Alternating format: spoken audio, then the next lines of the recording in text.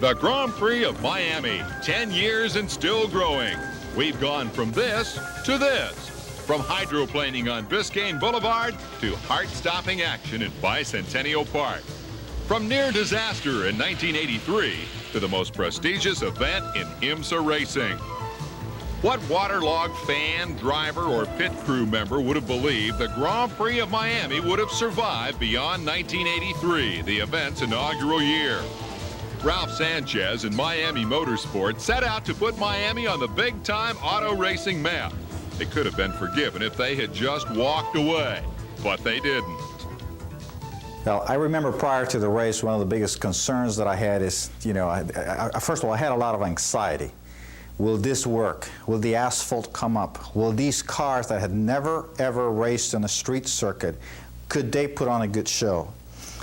The weather was secondary, because I couldn't do anything about the weather, but I remember thinking to myself, is this going to work? Is this track too tight for these cars?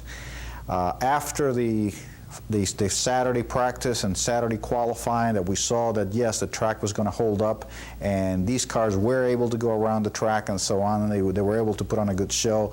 Then came the problem with the rain.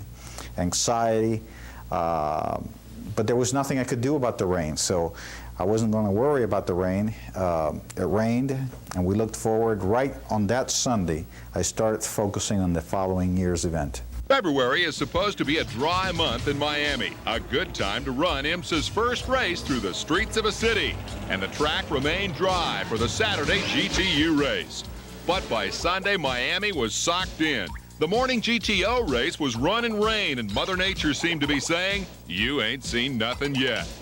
The rains continued as pole sitter Al Holbert led the exotic Camel GT cars to the green flag. Drivers quickly realized they couldn't come close to the 200-mile-an-hour straightaway speeds they were accustomed to running. Danny Angayas learned that the hard way. Trying to find that extra second, 1 more mile an hour, meant a hard meeting with the wall and an early retirement. Danny was leading at the time. Another car gets loose, dropping position, but not sheet metal or fiberglass. The rains fell harder, and the Grand Prix became not so much a race as a matter of survival. I remember when I was scuba diving in Italy, and I think it was the same. I could see much better under the water than here. Speeds plummeted. 50 miles an hour became risky. Parts of the Biscayne Boulevard course started to flood.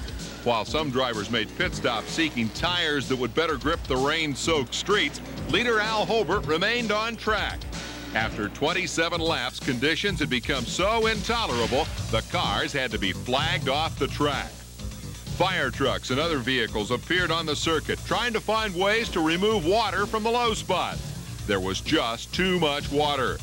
The rains continued, and as the few race fans who braved the downpour slogged to the exits, the race was declared over. Al Holbert, the winner.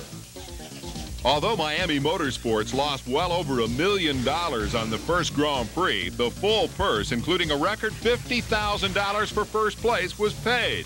And that certainly impressed IMSA officials and the racing teams. But would the Grand Prix of Miami be back in 1984? Were Ralph Sanchez's pockets deep enough? Could he overcome the disappointment of '83?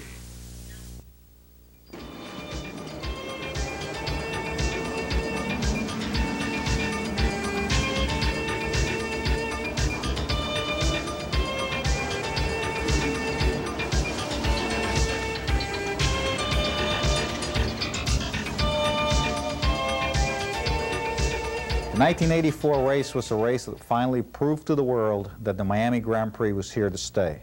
It was a huge success, we had great weather, and it was the first year that we had the spirit of Miami. After 6 months of trying to get Emerson Fittipaldi out of retirement, finally, during the first week of January, he agreed to come and race for the first time outside of his native Brazil.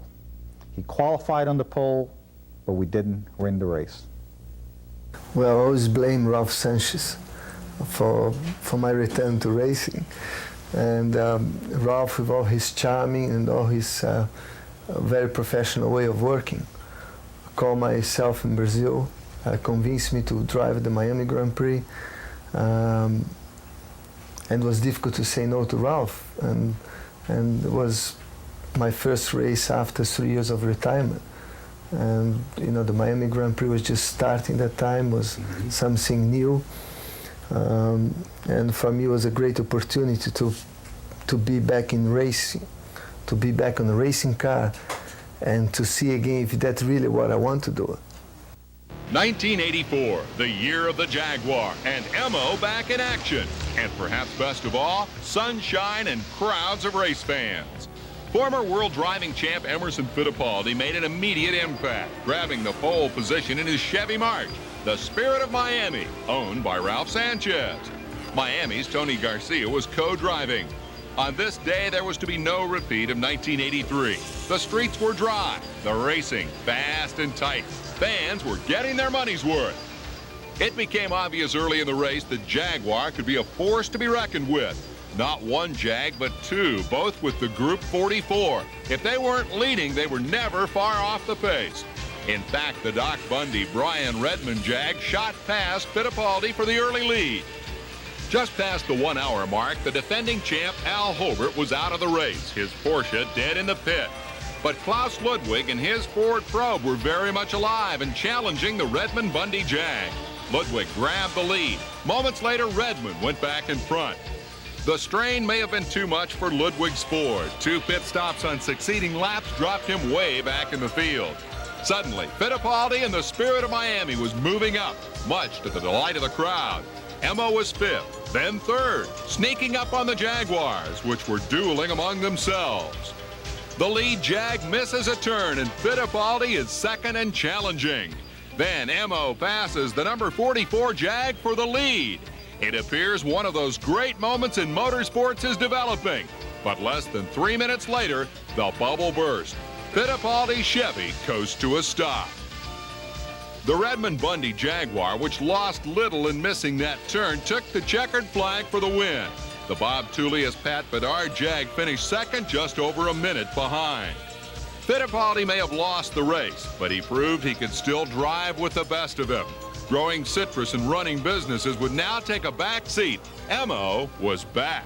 And I realized that I still love it. I still have 100% motivation to the sport. I'm still very competitive. And a week after the Grand Prix here, I had offered to drive Indianapolis for the first time. And I told my wife, well, I'm here in America, why not try Indianapolis? I always want to try. And actually, it was the same year. A few months later, I was driving IndyCar already here in America, and that's how I started my IndyCar career. I was not planning to come to America to start Indy driving.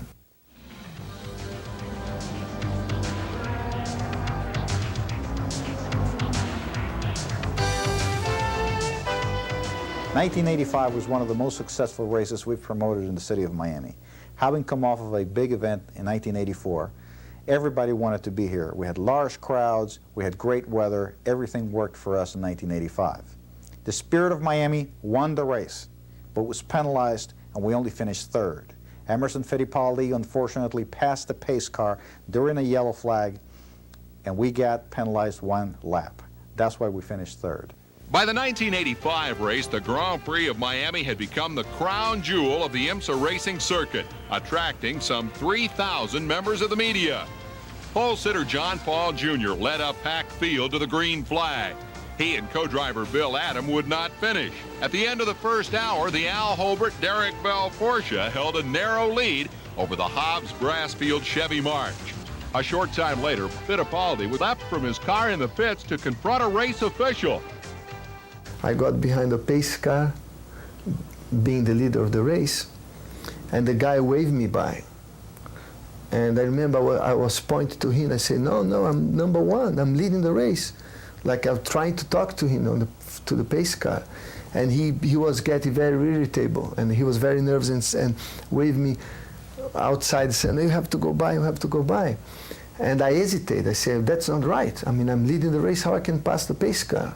I should be behind the pace car. But he insists so much, I pass him, even driving next to him. I look in the window, my car was lower than the pace car. I put my head down, and again I pointed, I'm leading the race. And he was, by then the guy was very nervous, like, get out and just go. And I took off. And then I remember I back off a little bit, I look in the mirror, and Bob Volek, who was driving A.J. Foyt's Porsche, second place, has been waved by too. And I say, well, then could be right. Why not? And I continue. And after 3 or 4 laps, they black flag me. And when I stop in the pit, I say, well, what I did wrong? They say, oh, you passed the pace car. I mean, I was completely out of this world. I say, I mean, that's unacceptable. And I was really mad. I jumped out of the car. I told Ralph, I said, Ralph, I had enough. I'm going home. Somebody else drive. Tell Tony to finish the race. Tony Garcia, I am going home. And that was a race we won. At that point, the Holbert Bell entry was still leading. The only other serious incident in the race was a violent crash which left light driver Gaston Andre hospitalized with 2 broken legs. Holbert and Bell went on to win the race and $50,000. Their final margin of victory over Brassfield and Hobbs, a mere 5 seconds. The 1985 purse was $250,000, richest in the history of sports car racing. Again, the track and the race drew praise from drivers such as co-winner Derek Bell.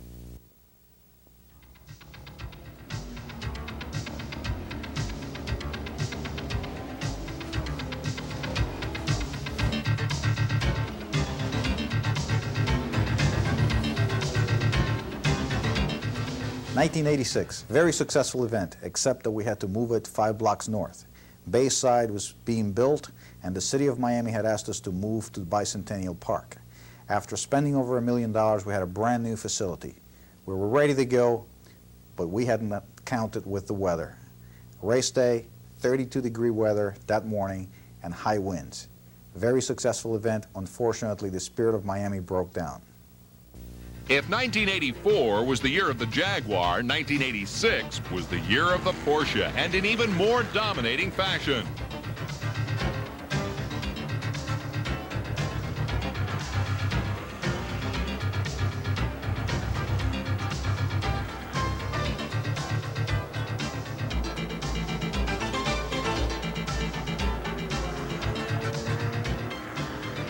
John Paul Jr. in his Buick Hawk was again on the pole, but before the first lap was over, Sarl van der Merwe had put his Corvette in front, followed by the Bob Wallach Paolo Barilla Porsche 962. It was a race filled with tight maneuvering, duels for position, close encounters with walls and other cars, the kind of race that keeps fans on the edge of their seats. Before the race was an hour old, leader van der Merwe blew his engine and retired for the day. The Jim Busby Darren Brassfield Porsche briefly held the lead. Then the Bob Wallach Porsche shot to the front. A short time later, Miami driver Albert Naon spins out and removes his car's nose section. With cars pitting under caution, the Derek Bell Al Holbert Porsche became the leader, but not for long. The Wallach Paolo Barilla Porsche was back in the hunt, pursuing the leader through the traffic and avoiding spinning cars.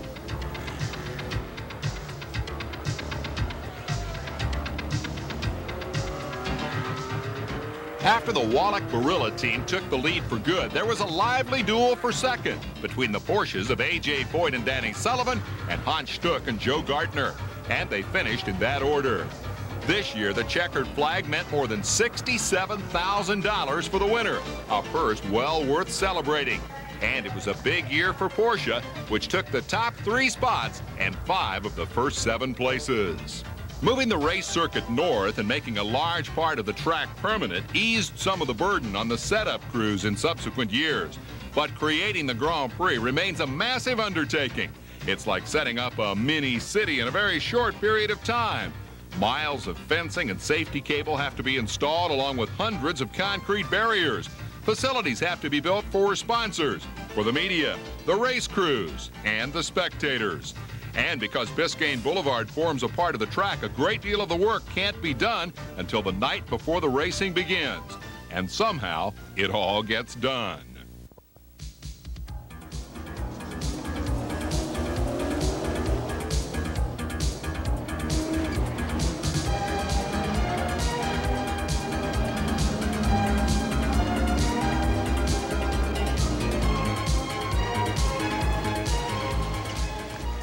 One of the things that I'll never forget about the 1987 race was the fact that we didn't have enough laborers to work on Friday night.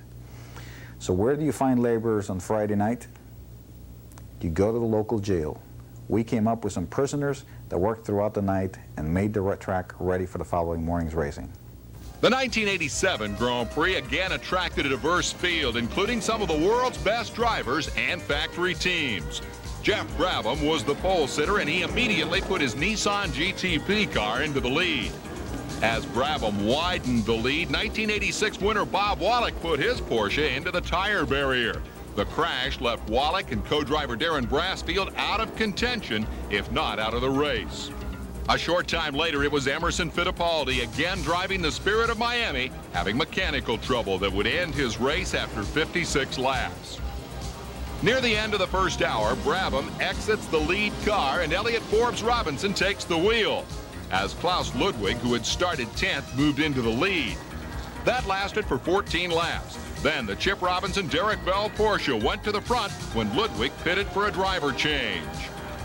4 laps later, the Nissan, with Robinson now driving, retook the lead just before Jim Crawford hit the wall, bringing on a lengthy caution period. Crawford was co-driving with Michael Andretti. Right after the green flag, John Winter spins, damaging the contending number 0 Porsche. Some repairs were made, but a few laps later, Winter and Ludwig were watching from the sidelines.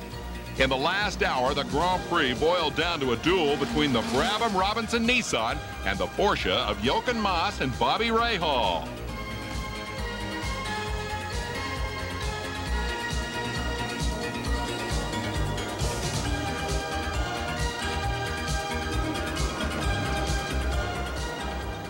Brabham led the final 26 laps and took the checkered flag by 11 and a fraction seconds over Mass Rahal. The Nissan's average speed of nearly 83 miles an hour was a record, as was the 133 laps the car completed. It was the first race that I had won for Nissan, and it was the first race that the Nissan team had won in GTP racing. So it was quite a thrill, I think, for me and for the rest of the team to finally win a race. And I know going into Miami, no one really expected us to be around at the end, particularly at a tough racetrack like Miami. And you know, we surprised a lot of people, and we didn't end up doing that well for the rest of the year, but I think it really cemented the program for us.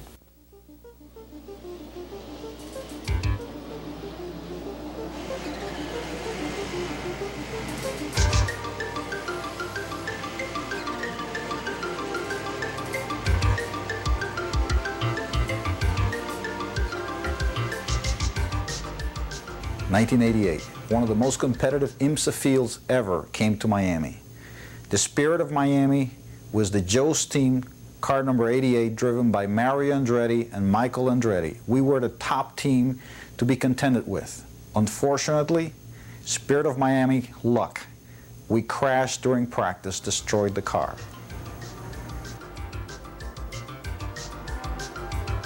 Jeff Brabham, again the pole sitter, roared into the first lap lead ahead of Klaus Ludwig. In the early going, the powerful Nissan gave every indication of becoming a repeat winner. For a time, all the action was behind Brabham.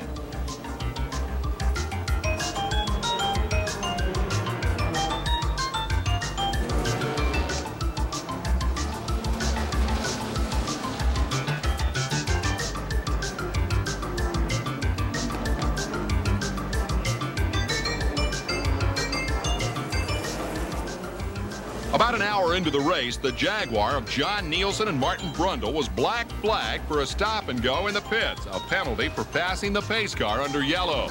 Those few seconds were costly later on. A short time later, Brabham, still in the lead, turned the car over to John Morton, and the Price-Cobb James Weaver Porsche assumed the lead. The 83 Nissan started losing positions, then spun off the track and wound up a lap down. A brake problem then put the Nissan out of contention. Brabham would not make it 2 in a row. At about the 79 lap mark, controversy erupted following a crash at the pit road exit. For a brief time, drivers were kept from re-entering the track after pit stops. The loss of precious time angered contenders Derek Bell and Klaus Ludwig. As the Cobb-Weaver Porsche continued leading, the third hour featured a spirited battle for the next 3 positions. That battle continued until the Lammers-Jones Jag and A.J. Foyt's Porsche collided. They quickly restarted, but the incident left John Nielsen alone in second and closing fast on Cobb. Nielsen stayed on Cobb's tail the last 10 minutes of the race, but he was unable to get by. Cobb took the checkered flag by 4/10,000ths of a second. At the end of 3 hours, 5 cars were on the lead lap. And with a little more racing luck, any of those drivers could have been holding the trophy.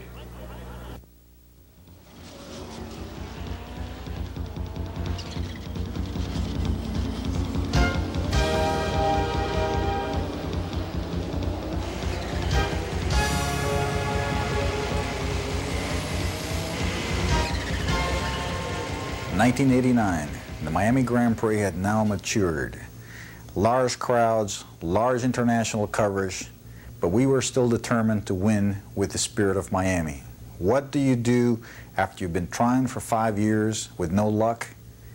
You join him if you can't beat him. So what we did is we joined and we sponsored the Jeff Brabham Nissan. Fortunately, we won.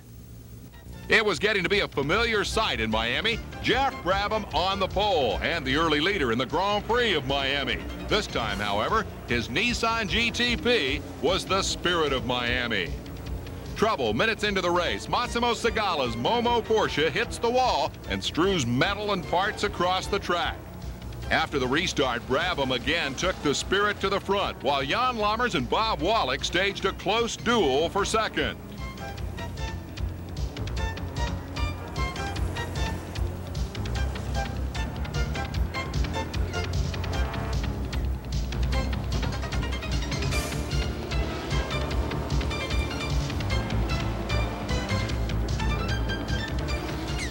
Lammers' strong run was slowed when his Jaguar smacked the wall. During the yellow, Chip Robinson took the wheel of the front-running Nissan, only to lose the lead on the restart when Wallach's Porsche roared to the front. At the 2-hour mark, Wallach maintained his lead over Robinson in the Spirit Nissan with Price Cobb's Jag in third. It wasn't long before Wallach's fine run started coming apart. The car stalled, but finally got back on the track. Within minutes, Wallach was back in the pit with a transmission vibration, and a disappointed Bob Wallach left the car. Robinson was back in the lead with the Nissan when John Andretti took Wallach's place and put the Porsche back in the race more than 5 laps down. Even though Robinson had cruised to a full lap lead over the Nielsen-Cobb Jaguar, there was still some suspense. The Nissan's clutch was going bad. Brabham resumed driving, only soon to be passed by the 61 Jag as it got back on the lead lap. A yellow flag put the Jag within striking distance. With 6 minutes to go, the Nissan appeared to be slowing the lead down to 12 seconds. Somehow, Brabham maintained enough speed to take the checkered flag by 7.7 seconds, preventing Price Cobb from winning 2 in a row. The Spirit of Miami had finally won the Grand Prix of Miami, making Ralph Sanchez a doubly happy man. I've been telling him for quite a while, if he wants to win with the Spirit of Miami, he better put it on our car, and when he did, we finally won. So, ever since then, I've been giving some friendly reminders that maybe if he wants to win again, he should put it back on my car. But he's been a good sport about it, and, that made it special, too, because we were the Spirit of Miami, and I know that, people in the crowd were pulling for us, and, we managed to bring it home.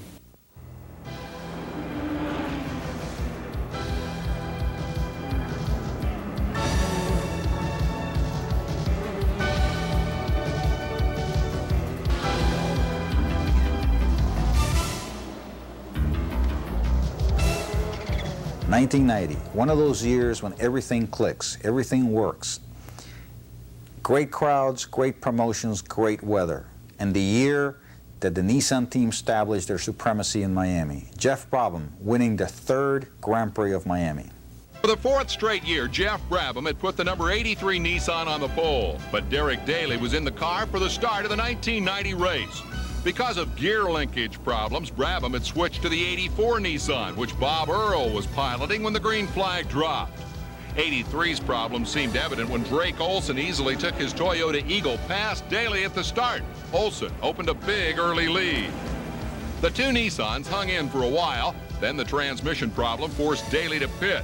His Nissan would only make it through 98 laps. Jeff Brabham took over the 84 Nissan on the 24th lap. He followed Olson for well over a half hour, finally gaining the lead on the 60th lap. 3 laps later, Brabham turned the Nissan over to Chip Robinson for the rest of the race. Bob Wallach, driving in his 8th consecutive Grand Prix of Miami, had put his Porsche on the lead. Behind him, things were happening. Olson's Toyota and James Weaver's Porsche bump, and Weaver drops from contention. Then Olson hits the wall trying to pass leader Wallach. Olson stays in the race, but not in contention. The collision left Wallach with a sour engine. He was soon passed by Robinson's Nissan, which had stayed out of trouble. Within a lap, Wallach was in the pit and out of the race. From then on, it was clear sailing for Robinson, even with a stop-and-go penalty for a pass during a caution. Robinson took the checkered flag for a one-lap victory over the Nissan, piloted by John Paul Jr. and Kevin Cogan. And Jeff Brabham became the first driver to record 3 wins in the Grand Prix of Miami. I was on the pole, and Derek Daly started the race, and I was in the pits waiting for the driver change. And after about 4 or 5 laps, we had a gearbox problem. So then it was decided I'll get into the other car, and so it ended up that Bob Earl, Chip Robinson, and myself shared that car throughout the race, and we managed to.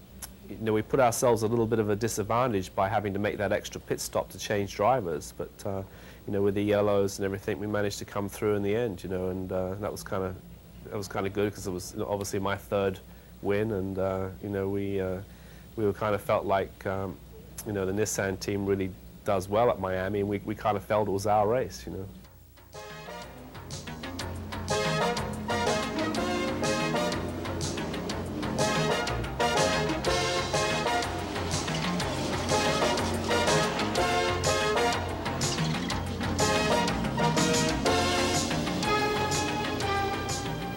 1991's got to be the television year. The Grand Prix of Miami goes back on NBC. 51 countries around the world pick up the signal.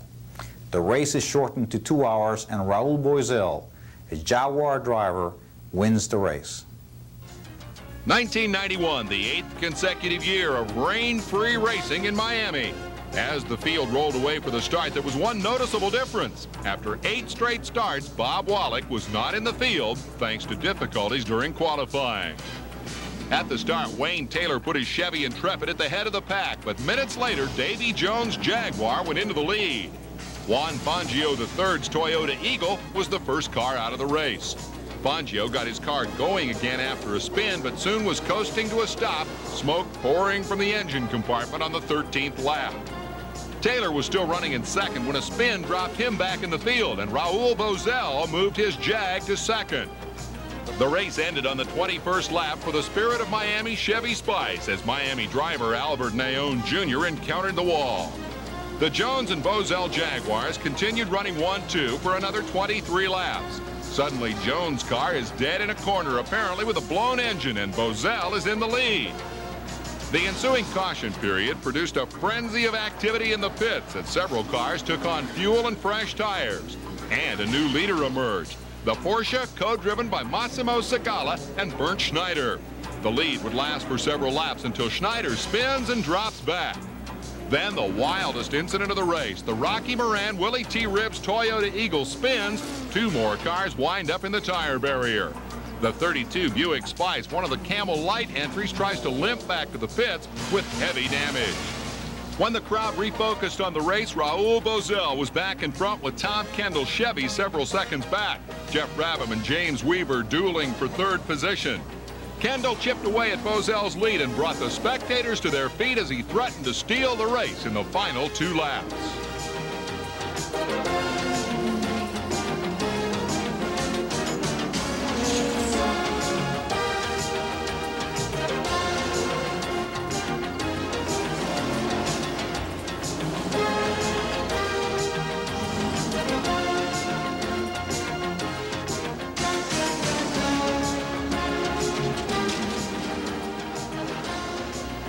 Bozell held off the challenge and took the checkered flag by a scant 767 ten-thousandths of a second.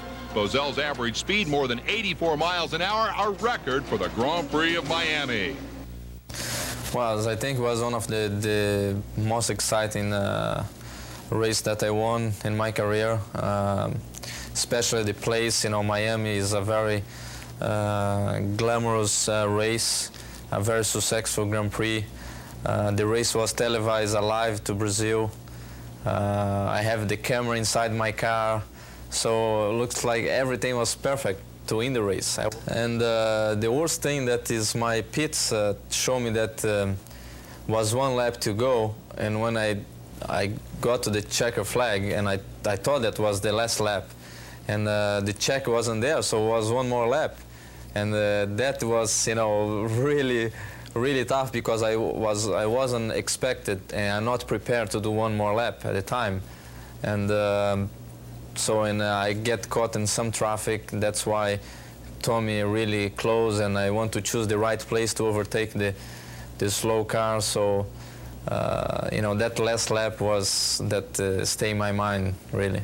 Ralph Sanchez could smile over the success of the race, if not the fate of the Spirit of Miami. But while crews went to work cleaning up and dismantling barriers and tents and bridges, Sanchez and his staff would already be looking to the Toyota Grand Prix of Miami in 1992. Don't miss it.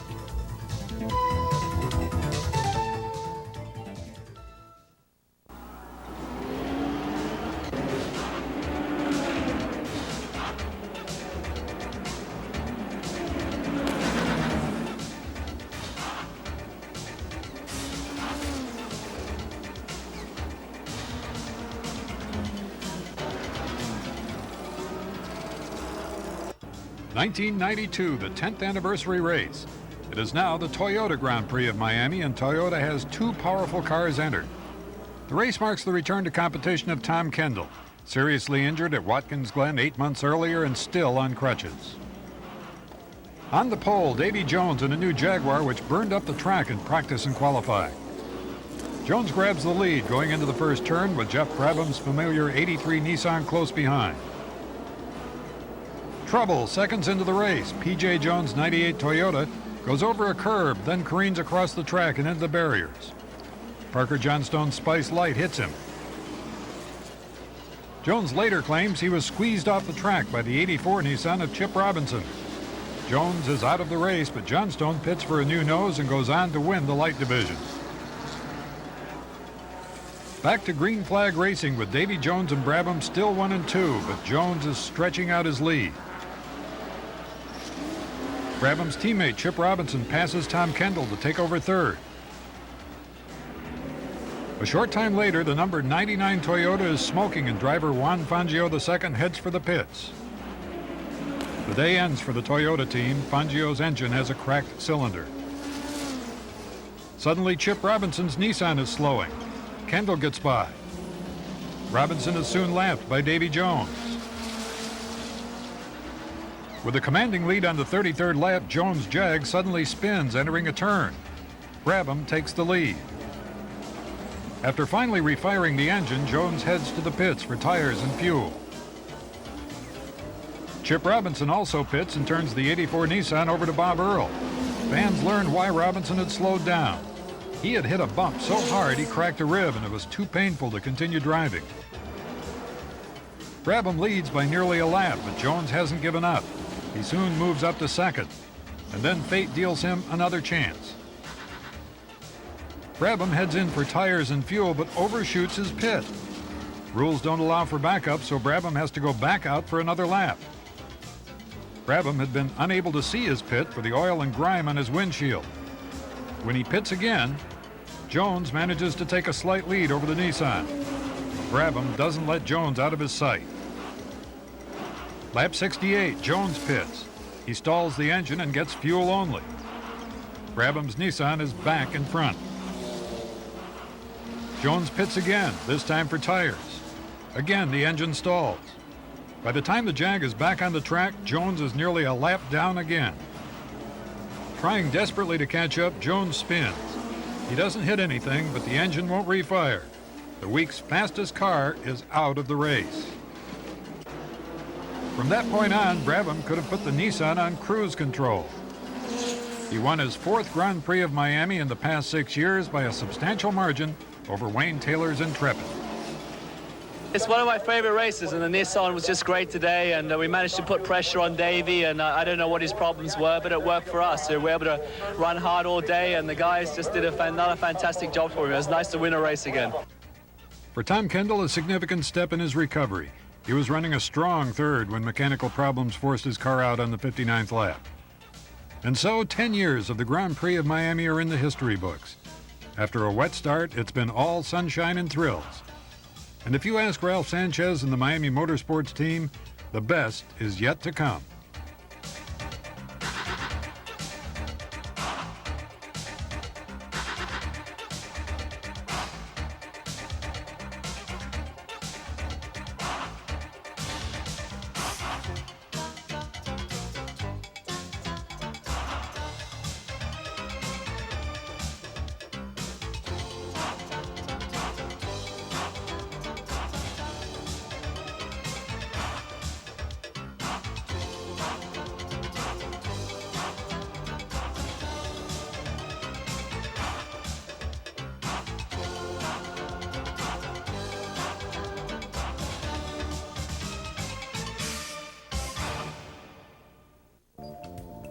This program was produced and licensed by International Video Projects Incorporated of Lakeland, Florida. For additional information about this program and other programs we offer, please write International Video Projects, 6700 South Florida Avenue, Suite 28, Lakeland, Florida, 33813-3312, or call toll-free 800-852-0662. Our collection of programs may also be reviewed on our website, www.videoprojects.tv. Thanks for watching.